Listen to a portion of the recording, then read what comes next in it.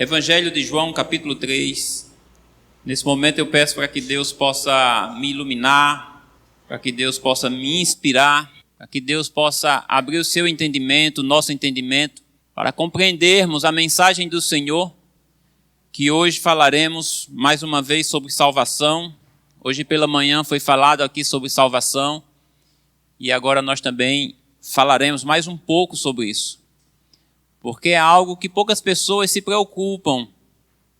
É algo que poucas pessoas procuram saber o que fazer para ser salvo. Ou como seremos salvos. Ou como alguém será salvo. Há quem diga, se nós fizermos essa pergunta, há quem diga que todo mundo estará salvo. A gente vê isso com as pessoas, no pensamento das pessoas. Ah, fulano está cantando no céu, está contando piada no céu, está jogando futebol no céu, está fazendo isso no céu. Então há alguns que acham que todo mundo está salvo. Mas a resposta não vem de mim, não vem de um teólogo, não vem do homem. A resposta vem de Deus. E a resposta está aqui na palavra de Deus, qual está em nossas mãos, que nós chamamos Bíblia, que é a palavra de Deus, a palavra viva para mim, para você, para nós olharmos e seguirmos a ela. E aqui em João, no capítulo 3, um dos versículos talvez mais conhecidos da Bíblia, não é o mais. João 3, o versículo 16.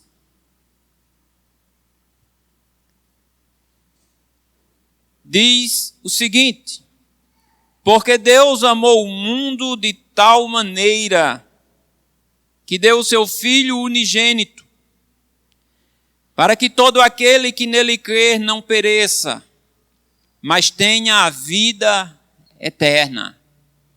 Então veja que esse versículo ele fala de eternidade, de vida eterna.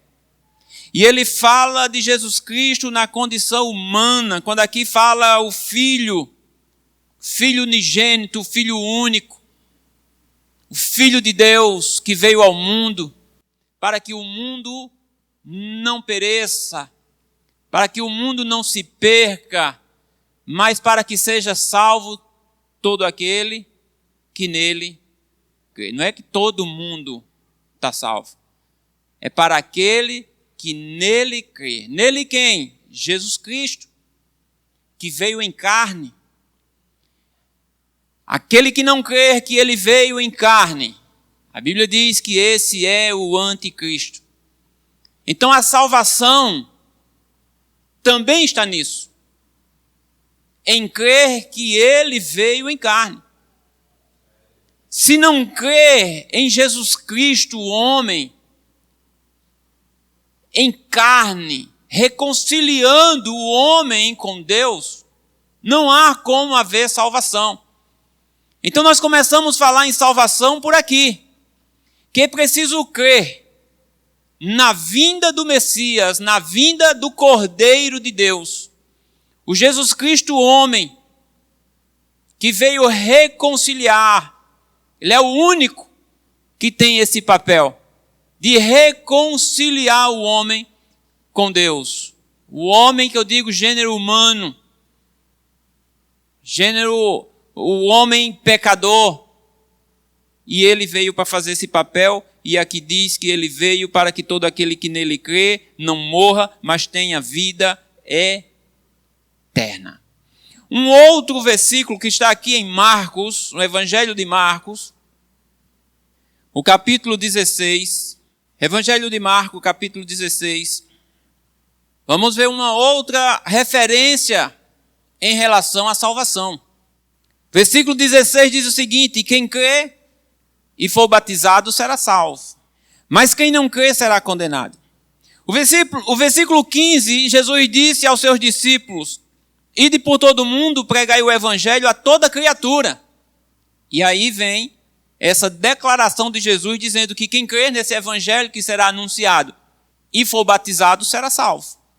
Quem não crê será condenado. O versículo anterior que nós lemos diz que aquele que crê nele não morrerá, mas terá a vida eterna. Esse versículo que nós estamos lendo, falado por Jesus, uma ordem de Jesus aos seus apóstolos, de ir pregar o evangelho, de anunciar essa boa nova, essa notícia maravilhosa de salvação, e dizendo que todos aqueles que creem nessa notícia, que todos aqueles que creem nessa novidade, que todos aqueles que creem no evangelho que trata de Jesus Cristo e for batizado será salvo. Veja que aqui não é só o crer, já é o crer me leva a uma atitude.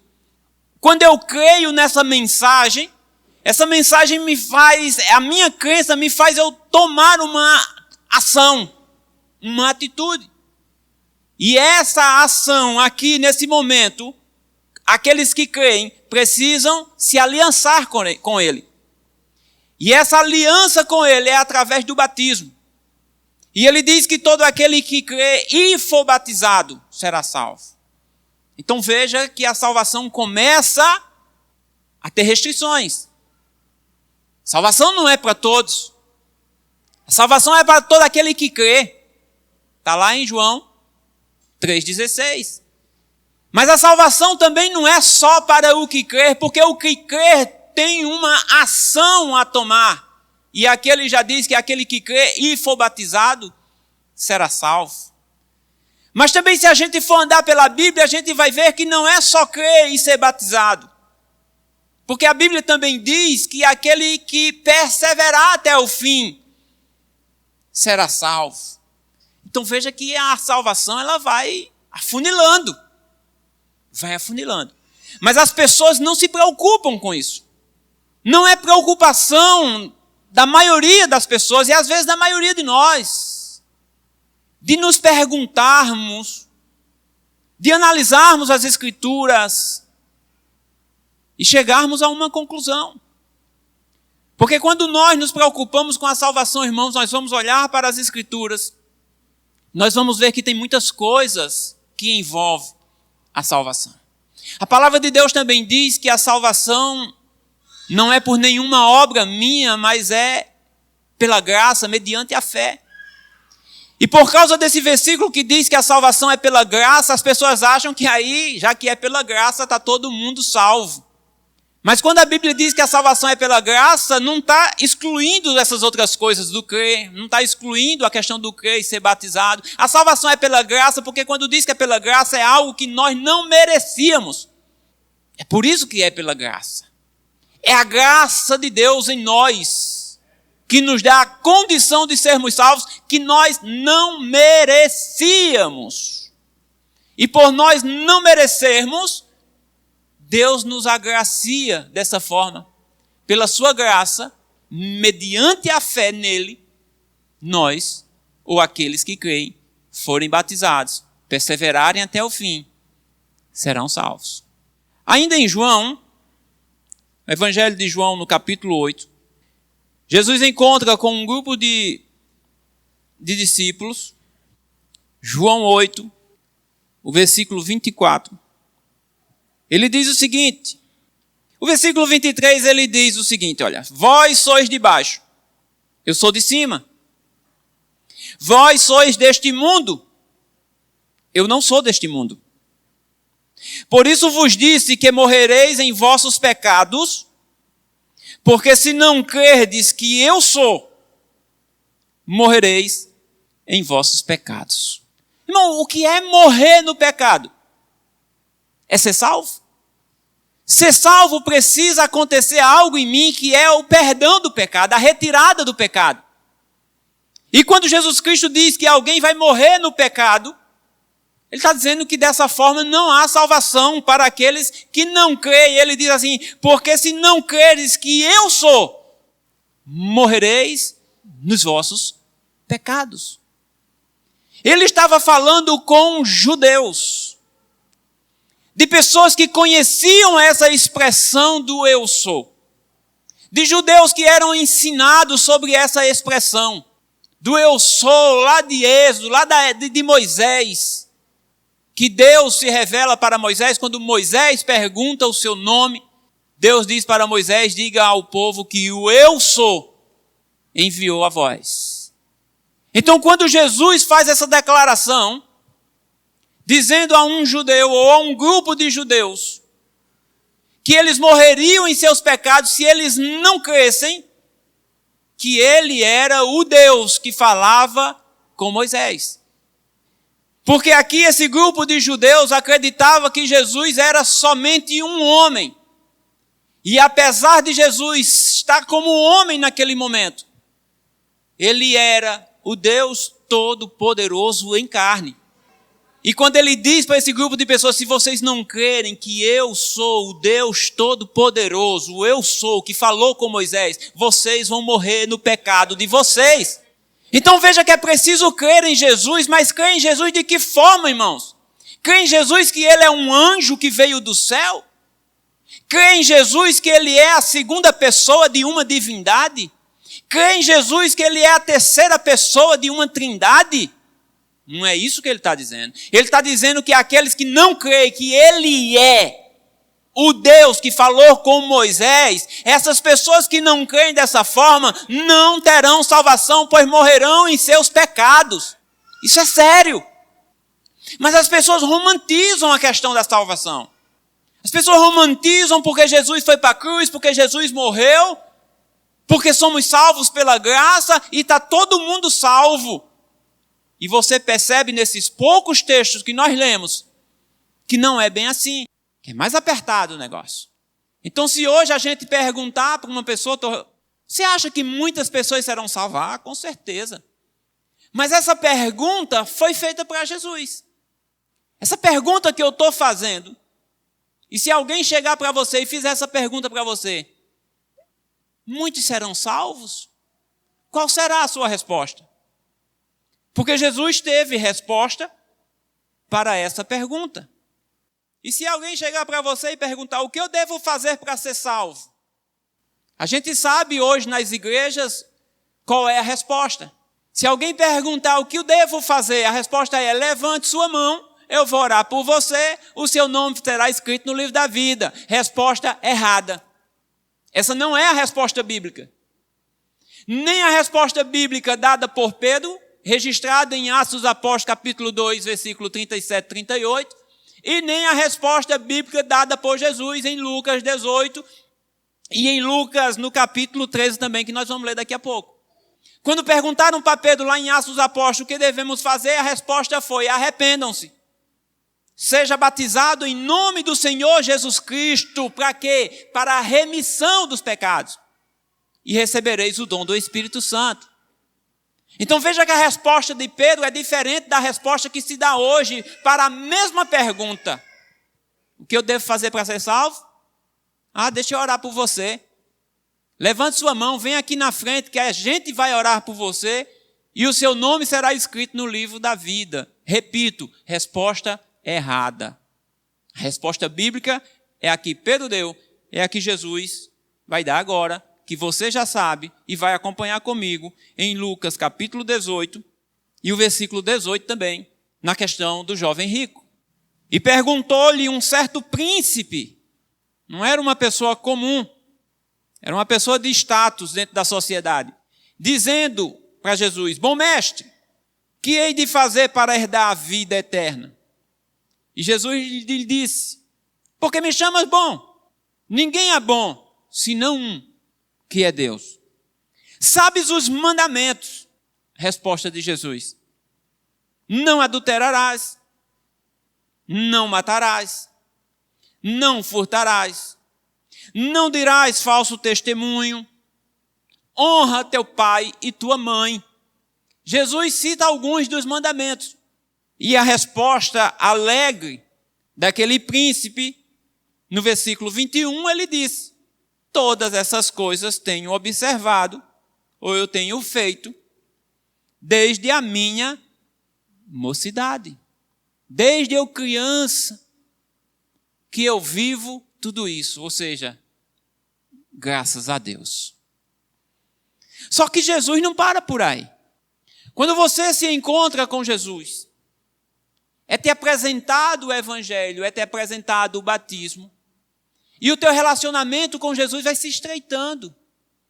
E você vai percebendo que Ele vai exigindo mais de você, porque Ele quer que eu e você e todos aqueles que se aproximem dEle sejam santos, porque Ele é santo.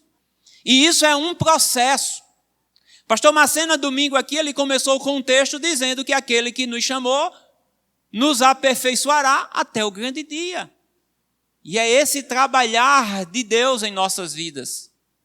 As exigências, Deus moldando, tirando algumas coisas, quando nós permitimos. Lembra da mensagem de domingo, né? E Jesus diz para esse jovem, que achava então que já estava tudo resolvido, versículo 22, ele diz, quando Jesus ouviu isso, disse-lhe, ainda te falta uma coisa. Tudo isso eu já faço, e até mais um pouquinho, estou colocando palavras aqui. E até mais um pouquinho. Então, ainda te falta uma coisa. Acho que deu um frio, um gelo no coração daquele príncipe. E Jesus diz para aquele homem, diz assim, vende tudo quanto tens, reparte-o pelos pobres, e terás um tesouro no céu. Depois vem e segue-me. Seguir Jesus não é fácil, irmãos. Não é fácil caminhar com Jesus. Ele diz que aquele que quiser vir após mim, aquele que quiser me seguir, precisa negar a sua vida. Precisa deixar algumas coisas para trás. Não se anda com Jesus com a bagagem. Você tem que ir deixando bagagem para trás. Você tem que ir deixando coisas para trás. Precisa se perder coisas aqui para ganhá-lo. Precisa se perder coisas aqui para ganhar a vida que Ele tem para dar para nós. A salvação é uma batalha. E é uma batalha contra nós. Então quando Jesus diz para esse homem, ainda te falta uma coisa, vende tudo que tem, distribui entre os pobres e venha e me siga. E você terá um tesouro no céu. Mas ouvindo o versículo 23, ouvindo ele isso, ficou muito triste, porque era muito rico. E vendo Jesus que ele ficara muito triste, disse, quão dificilmente entrarão no reino de Deus os que têm riquezas. Os que têm riquezas. Qual é a minha riqueza? Qual é a tua riqueza? Porque é difícil alguém que tem riquezas entrar no reino de Deus.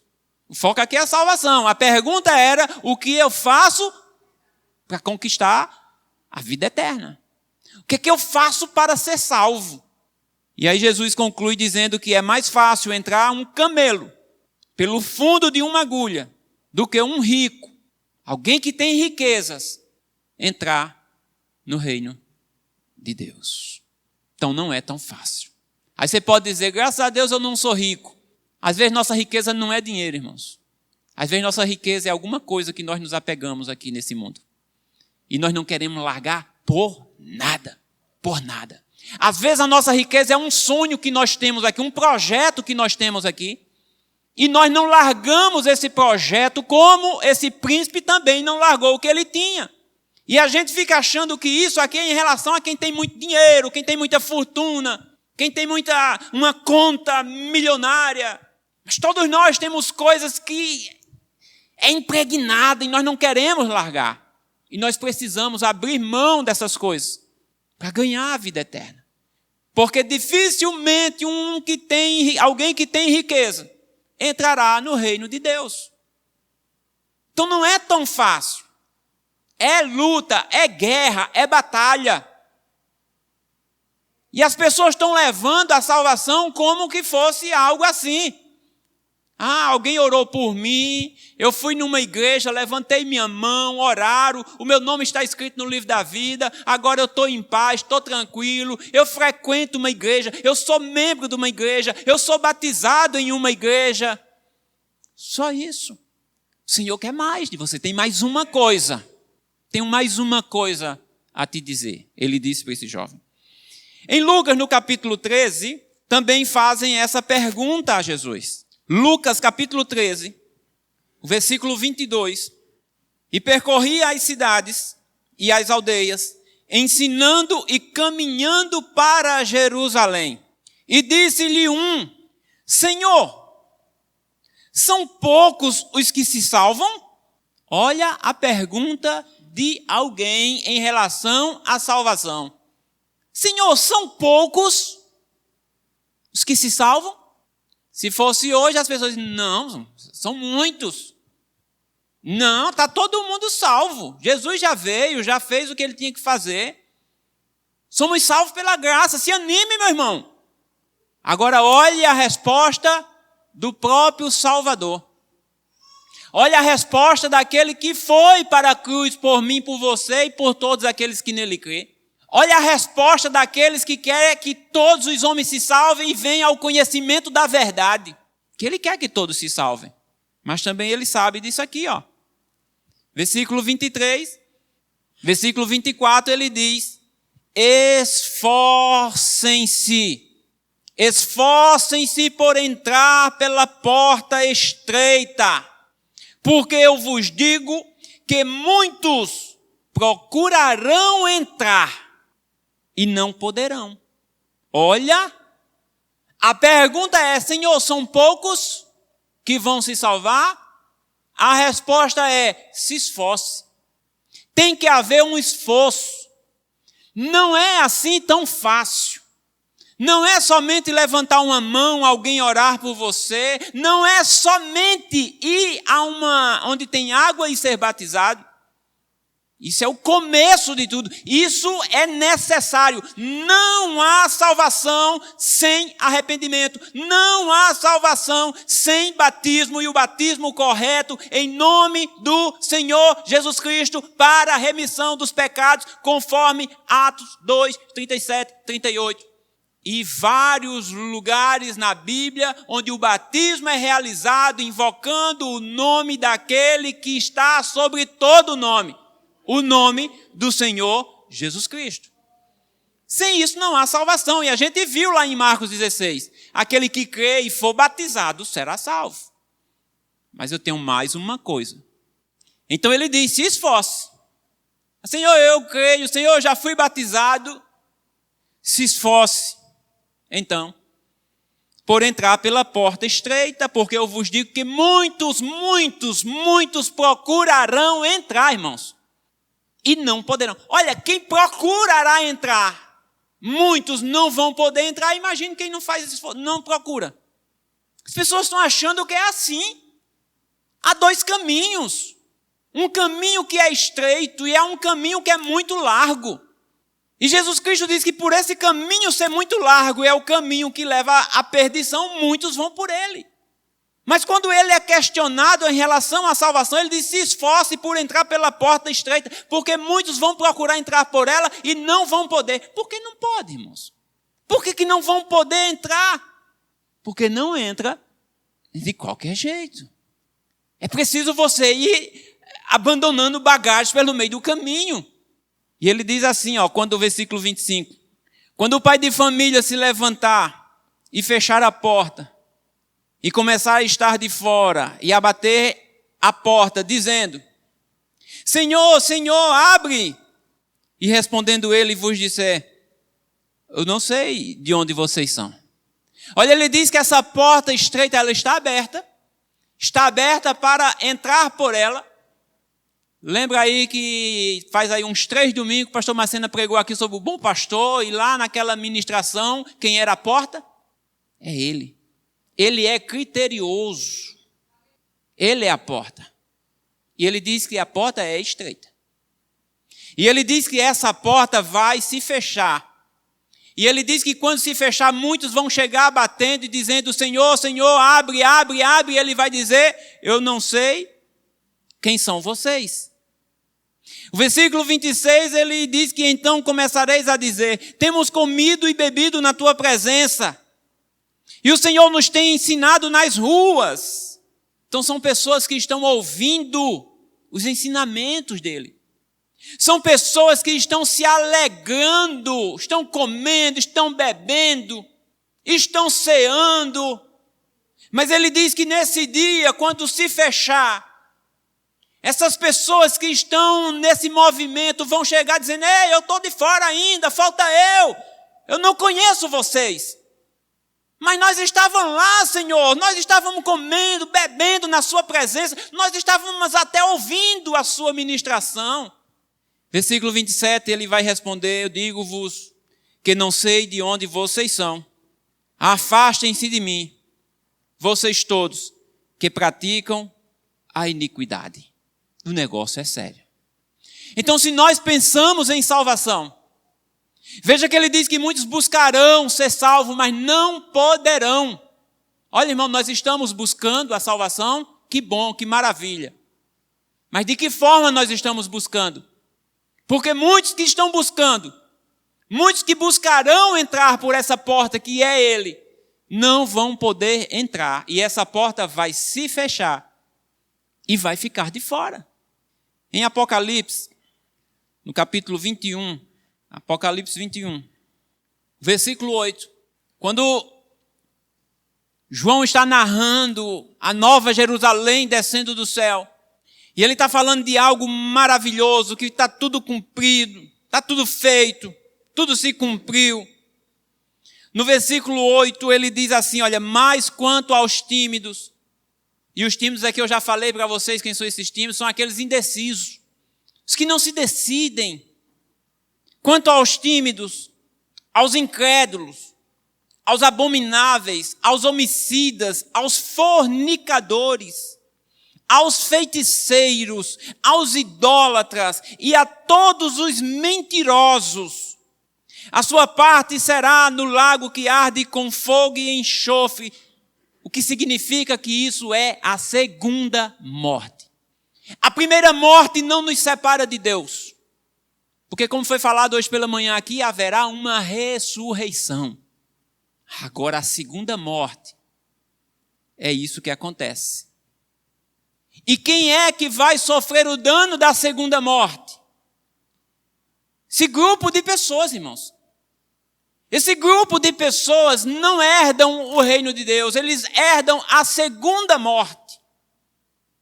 Esse grupo de pessoas aqui não tem salvação, por mais que eles buscaram entrar por essa porta estreita, eles não entrarão. Por quê? Porque são tímidos, são indecisos, não se decidem, são aqueles que Jesus chama no começo do livro de Apocalipse de morno, nem é quente, nem é frio.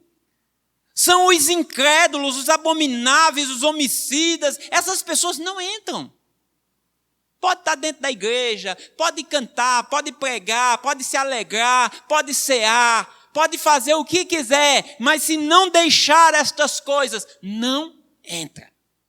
Ainda em 1 Coríntios capítulo 6, se você não achou, só escute, tá certo? Porque o tempo aqui esgotou. 1 Coríntios capítulo 6, o versículo 9, se não encontrou, só escute, não procure mais, em nome de Jesus. O versículo 9 diz assim, ó, não sabeis, vocês não sabem que os injustos não herdarão o reino de Deus? Paulo faz a pergunta. Vocês não sabem disso? Versículo 10 ele diz, não errem, nem os devassos, nem os idólatras, nem os adúlteros, nem os efeminados, nem os sodomitas, nem os ladrões, nem os avarentos, nem os bêbados, nem os maldizentes, nem os roubadores herdarão o reino de Deus. Não errem. Não fique achando que esse grupo de pessoas vão herdar o reino de Deus, porque não vão. Então chega alguém e pergunta para você, quem é que será salvo? Olha, esse grupo de pessoas, se não deixar, se não abandonar isso aqui, irmão, não entra. Você pode cometer tudo isso, mas se você conhecer Jesus, entregar sua vida a Jesus, se arrepender e perseverar até o fim, tudo isso aqui vai ser apagado pela sua graça, pelo seu sangue derramado sobre a sua vida. Mas se continuar com essas práticas, não errem, não entra. Efésios capítulo 5, vá mais à frente um pouquinho, e eu já estou realmente partindo para o final. Só esse mais outro que nós terminamos. Efésios capítulo 5, o versículo 5, Paulo diz assim, porque bem sabeis isto, que nenhum fornicador, ou impuro, ou avarento, o qual é idólatra. Avareza e idolatria é a mesma coisa. Eu vou ler de novo. Porque bem sabeis isto, que nenhum fornicador ou impuro ou avarento, o qual é idólatra, tem herança no reino de Cristo e de Deus. Ninguém vos engane com palavras vãs, porque por estas coisas vem a ira de Deus sobre os filhos da desobediência. Deus é amor, mas Deus também se ira. E por estas coisas vem a ira de Deus. E não deixem ninguém enganar vocês com palavras românticas. Não se preocupe não, está todo mundo salvo. Olha, se viver nisso aqui, meu irmão, não se engane, não se deixe enganar, porque não tem entrada no reino de Deus. É bíblico. É o Senhor, é a palavra de Deus que está dizendo isso. E as pessoas precisam olhar para isso e tomar um rumo na sua vida. Aqueles que querem a salvação, aqueles que querem a vida eterna e dizer, eu quero mudar. E dizer, eu quero entregar minha vida ao Senhor. E dizer, eu quero perder o que for necessário para ganhar a vida. Em Mateus capítulo 7, e aí encerrou. Mateus 7. Mateus capítulo 7. O versículo 21. Nem todo que diz, ou nem todo que me diz, Senhor, Senhor, entrará no reino dos céus. Isso é Jesus falando. Nem todo que me diz, Senhor, Senhor, entrará no reino dos céus. Mas aquele que faz a vontade de meu Pai, que está nos céus.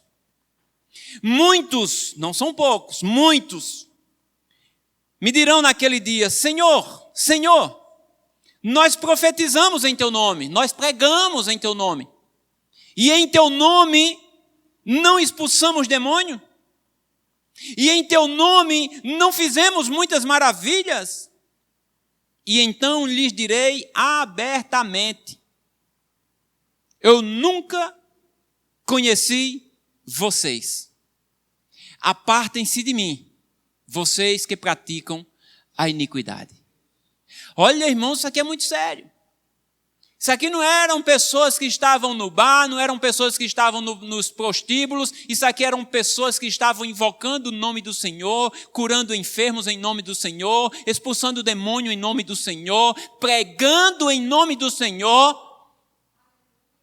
mas não vivia a vontade do Senhor. E nem todo aquele que me diz Senhor, Senhor entrará no reino de Deus, nem todo aquele que me diz Senhor, Senhor será salvo, mas aquele que faz a vontade de Deus. Que eu e você, irmãos, que nós possamos nos esforçar para entrar por essa porta, que é fazer a vontade do Senhor. Deus abençoe a todos em nome de Jesus.